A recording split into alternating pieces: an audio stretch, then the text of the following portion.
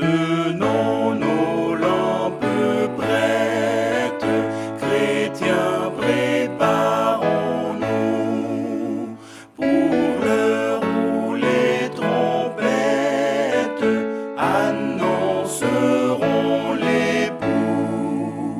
Car répondront sans presse, Hosanna, Hosanna, et qu'avec allégresse on chante Alléluia. On chante Alléluia. Voici déjà les anges avec les élus unissent leur louange en l'honneur de Jésus.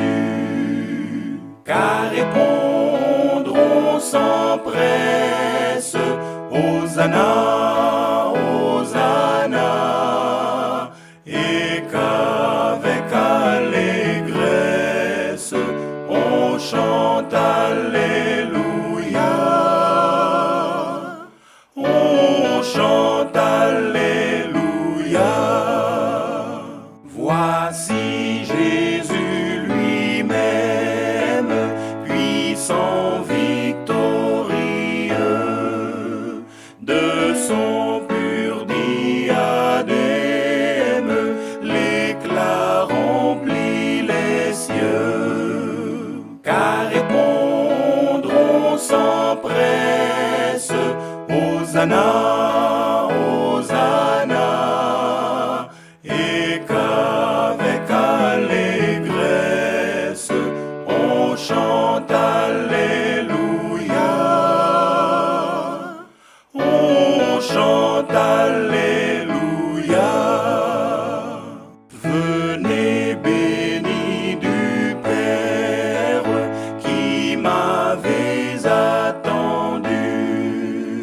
Entrez dans la lumière, le ciel vous est rendu. Car répondront sans presse, Hosanna, Hosanna, et qu'avec allégresse on chante Alléluia. On chante Alléluia.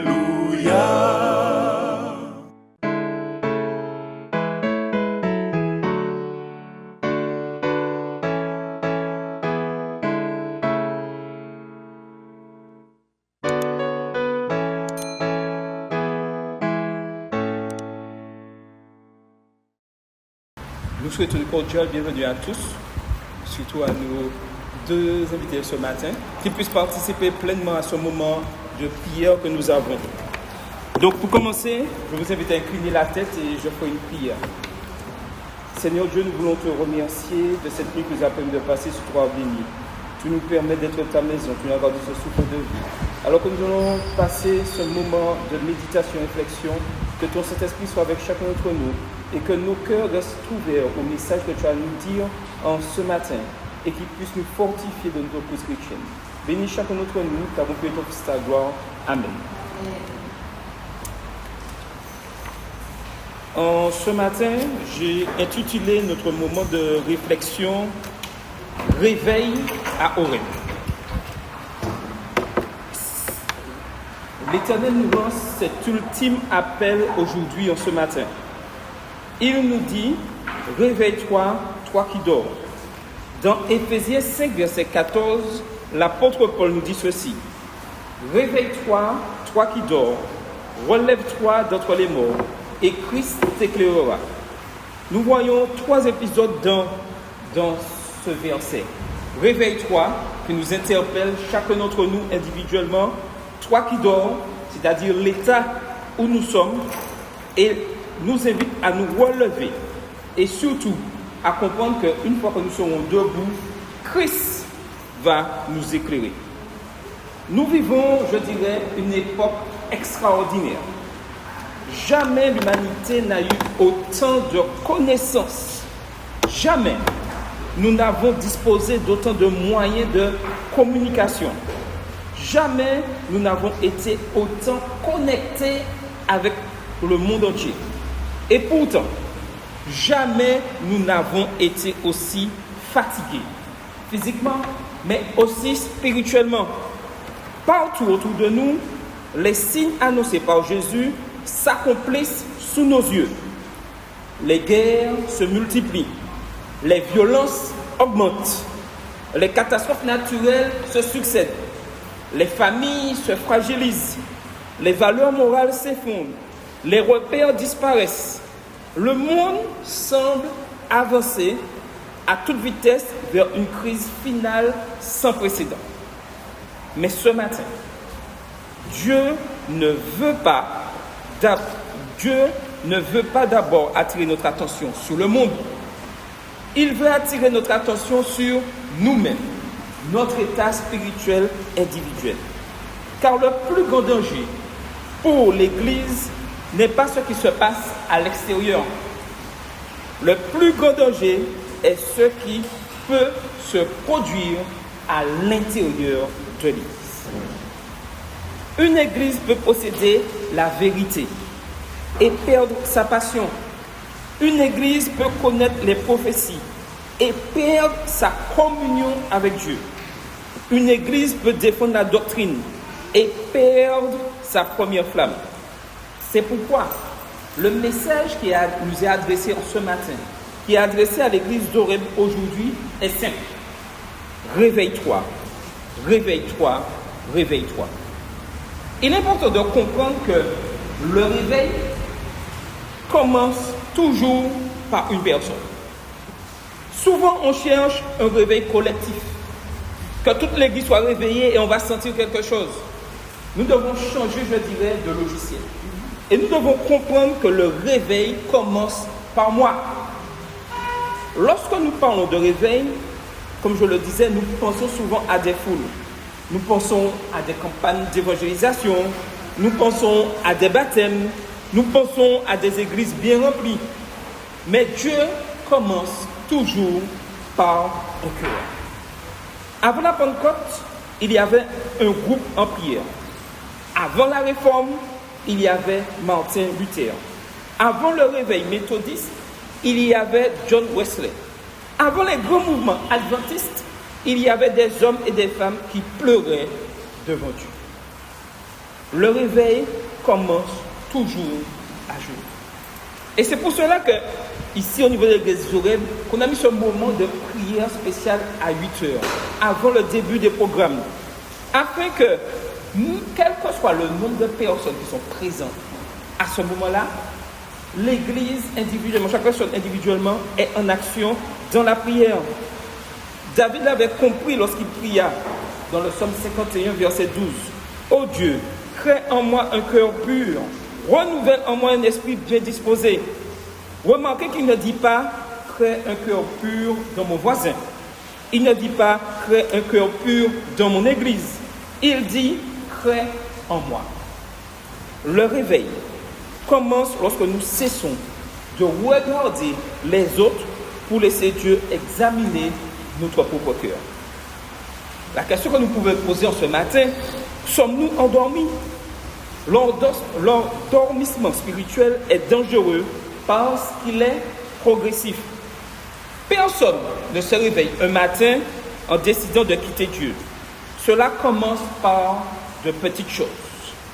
Une prière négligée, une étude biblique reportée, un péché toléré, une conscience qui s'habitue.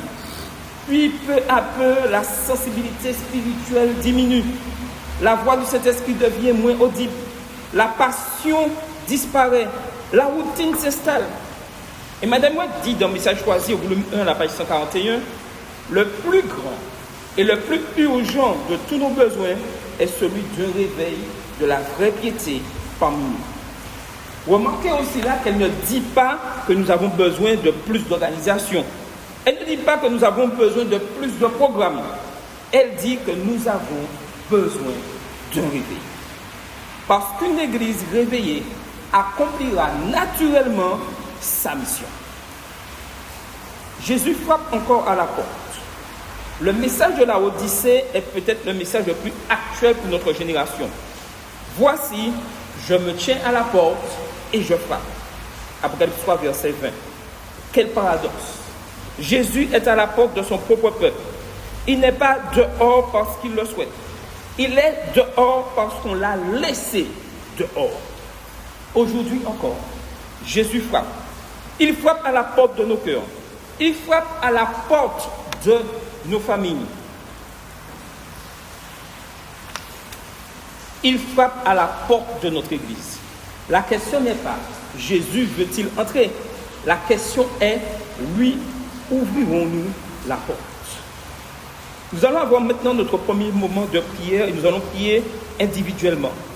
Et demander au Seigneur, « Seigneur, réveille mon cœur, réveille ma foi, réveille mon amour, réveille ma consécration, réveille ma passion pour Jésus. » Mettons-nous à genoux et prions individuellement. Il est important de comprendre que le réveil n'est jamais une fin en soi. Dieu ne réveille jamais son peuple uniquement pour bénir. Il le réveille pour accomplir une mission, pour l'envoyer. Chaque réveil biblique conduit à la mission.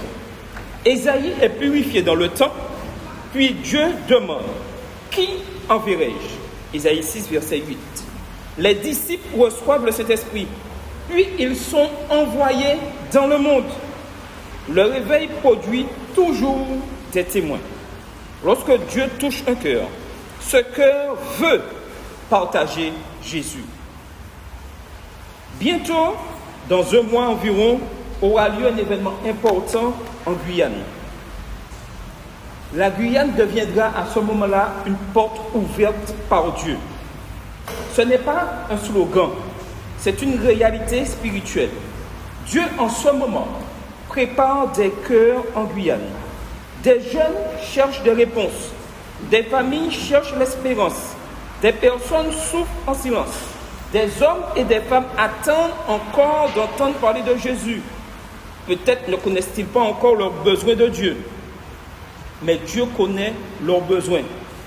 Car Christ a déclaré dans Jean 4, verset 35 ceci: « Levez les yeux et regardez les champs qui déjà blanchissent pour la moisson. » Lorsque Jésus nous regarde dans la mission, il ne voit pas simplement une région. Il voit des âmes, il voit des familles, il voit des enfants, il voit des personnes pour lesquelles il est mort. Vous me direz, je ne peux pas aller en Guyane. Je ne peux pas participer pleinement de ma personne pour cette mission. Mais sachez que Dieu ne cherche pas seulement des prédicateurs. Il cherche des disciples. Ce qui veut dire que, quel que soit là où nous sommes, nous pouvons prier pour cet événement. Nous pouvons encourager ceux qui y seront sur place. Des jeunes y seront. Nous pouvons témoigner. Nous pouvons faire des études bibliques, rendre des visites pour parler de ce qui va se passer. Le royaume de Dieu avance lorsque chaque membre accepte sa responsabilité. Aujourd'hui, la moisson est là. Qu'allons-nous faire? La moisson est grande, mais il y a peu d'ouvriers, Christ a dit dans Luc 10, verset 2. Moi, je dirais qu'en ce matin, le problème n'est pas la moisson. Le problème est le manque d'ouvriers. Aujourd'hui encore, je cherche des hommes et des femmes qui répondront « Me voici, envoie-moi ». L'église d'Oreb a reçu beaucoup. Dieu nous appelle maintenant à donner beaucoup. Qu'allons-nous répondre à cet appel? Nous allons prier maintenant 2 à 2. Priez que Dieu nous envoie dans la mission pour accomplir son œuvre. Nous allons prier pour la Martinique, pour la Guyane, pour que des portes s'ouvrent, que Dieu prépare les cœurs, le Seigneur prépare les cœurs à entendre ses appels. Et surtout, que l'Éternel, avec l'aide du Saint-Esprit, fasse de nous des témoins fidèles de la parole de Dieu. Prions 2 à 2. Jésus revient bientôt. Jésus revient bientôt. Cette phrase n'est pas une simple décoration. C'est la raison même de notre existence. Nous sommes un mouvement prophétique. Nous sommes un peuple d'espérance. Nous sommes un peuple qui attend le retour du roi. Depuis 2000 ans, cette promesse résonne, je reviendrai. Jean 14, verset 3. Et cette promesse est plus proche aujourd'hui qu'elle ne l'a jamais été. Sommes-nous prêts? La question n'est pas Jésus revient-il? La Bible nous répond déjà à cette question. La vraie question est, sommes-nous prêts? Prêts dans nos foyers, prêts dans nos pensées, prêts dans notre vie quotidienne, prêts dans notre relation avec Dieu, prêts dans notre service, prêts dans notre mission.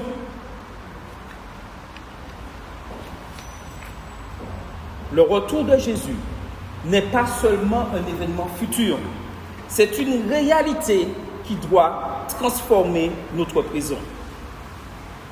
Dieu nous interpelle en ce matin et nous demande d'être fidèles dans les petites choses. Beaucoup veulent être prêts dans les grands événements de la crise finale, mais Dieu nous prépare aujourd'hui dans les petites choses. La fidélité quotidienne, la prière quotidienne, l'étude quotidienne, la consécration quotidienne. Et Madame Watt écrit dans le livre Message à la jeunesse, le caractère ne se forme pas en un jour ni en une heure. Chaque décision nous prépare soit pour le royaume de Dieu, soit pour autre chose. Imaginez Horeb totalement réveillé. Une église où chacun prie. Une église où chacun témoigne. Une église où chacun aime. Une église où chacun sert. Une église remplie du Saint-Esprit. Une église passionnée pour la mission. Une église prête pour le retour de Jésus. Voilà le rêve de Dieu pour son peuple. Voilà le réveil qu'il désire accomplir aujourd'hui à Horeb et dans le cœur de chacun de nous. Nous allons avoir notre troisième moment de prière afin que le Seigneur nous prépare pour son retour, qu'il nous purifie, qu'il nous sanctifie, que nous soyons remplis de son Saint-Esprit, qu'il nous garde fidèles, qu'il prépare notre église ici à Horeb, qu'il prépare la Martinique, qu'il prépare le terrain en Guyane et surtout qu'il prépare son peuple pour son retour. Si ce matin devait être notre dernier appel avant le retour de Jésus, voici ce que le Seigneur nous dirait.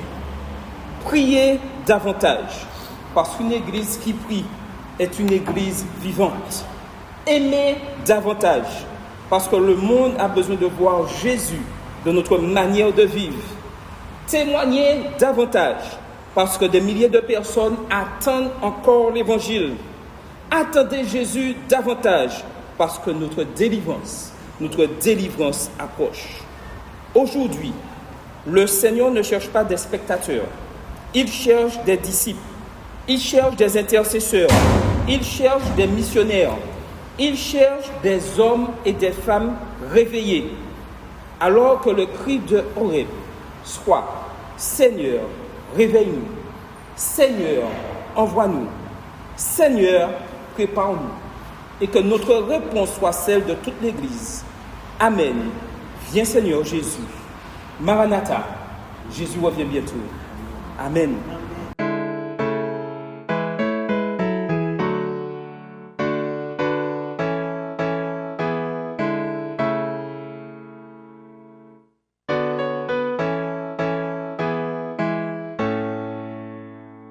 Tenons nos lampes prêtes, chrétiens, préparons-nous pour l'heure où les trompettes annonceront l'époux. Car répondront sans presse, Hosanna, Hosanna.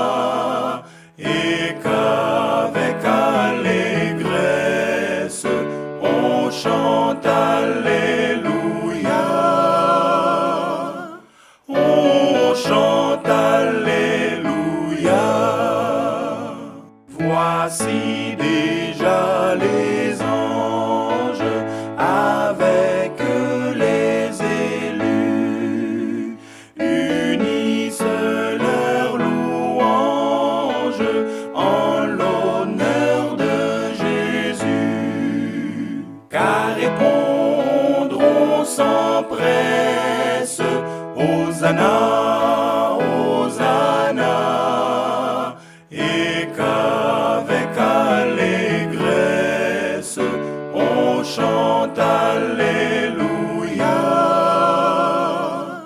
on chante Alléluia.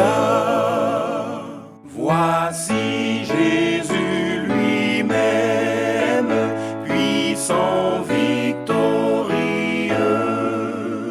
de son pur diadème, l'éclat remplit les cieux. Car répondront sans presse, Hosanna, Hosanna, et qu'avec allégresse on chante Alléluia,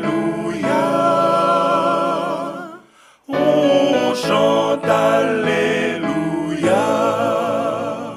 Venez bénis du Père qui m'avez attendu, entrez dans la lumière, le ciel vous est rendu. Car répondront sans presse, Hosanna, Hosanna, et qu'avec allégresse on chante Alléluia, on chante Alléluia.